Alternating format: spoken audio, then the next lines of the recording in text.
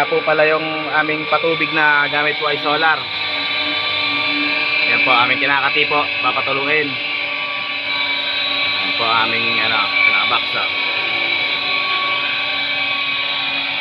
Atin po natin, papatuluin natin. Ating ayan po yung kanyang pinakamotor. Kakabit po sa pump. Yan po yung pinaka-panel nya. Tama-tama po ngayong umaga ay nainit na eh. Kaya malakas na po ang power. Laking tipid po to. Laking tipid sa crudo.